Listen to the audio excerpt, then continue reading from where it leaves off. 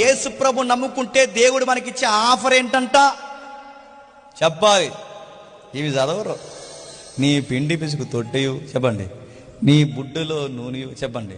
ఎంతసేపు incoming వచ్చినాలే, incoming కాదు out going కూడా ఉండదు. గుర్తుపెట్టుకో, ఇక్కడ చెప్తున్నాడు చూడండి, రాబడి ఉండదు, ఆరోగ్యం కలిసి రాదు. యేసు ప్రభు నమ్ముకున్న తర్వాత రోగం తగ్గుతుందో లేదో నాకు తెలియదు, కానీ కొన్నిసార్లు రోగం చెప్పండి పెరుగుతుంది.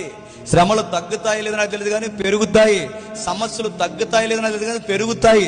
నేను మళ్ళీ చెప్తాను, అనేకులు దేవుడు కోరుకున్న మనుషుల జీవితాల్లో సమాధానం కన్నా శ్రమే ఎక్కువ ఉంటుంది.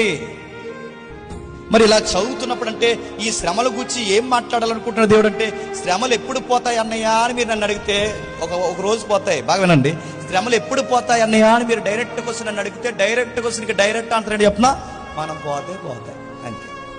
అప్పటి వరకు ఉంటాయి అంటే అప్పటి వరకు ఉంటాయి అంటే మనం ఉన్నంతకాలం ఉంటాయంటే మనం ఉన్నంతకాలం ఉంటాయి. ఈ భూమి మీద ఉన్నంతకాలం ఉంటాయి. మీకు బైబిల్ స్టేట్మెంట్ గుర్తున్నాయి లేదో, నిలువరమైన గుడారము సగటి విశ్వాసికి భూమి మీద లేదు, సమాధానము దొరకదు.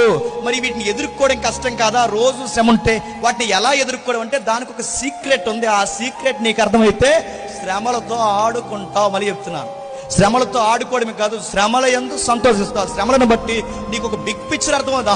వీళ్ళు ఎలా ఉంటారా, వీళ్ళు ఎలా ఉంటారా, శ్రమలు ఇవా, వ్యాపారం ఇదా, స్నేహం ఇదా, ఇవన్నీ నీకు ఒక పిక్చర్ అర్థమవుద్ది. నువ్వు ఇంకా చాలా నేర్చుకోవాల్సిన ఉన్నవరా అని నాకు ఒక పాఠం నేర్పిస్తాది. అందుకు దేవుడు నన్ను శ్రమల గుండా నడిపిస్తాడు. దేవుడు అనగానే చాలా మంది ఏమనుకుంటారంటే ఆశీర్వాదాలు అనుకుంటారు. కాదు, అదర్ సైడ్ మరొకటి ఉంది. ఆశీర్వాదమే కాదు చెప్పండి, ఎగేసుకుని మీదకి వచ్చి ఏం పంపిస్తాడు చెప్పనా, శ్రమలు పంపిస్తాడు.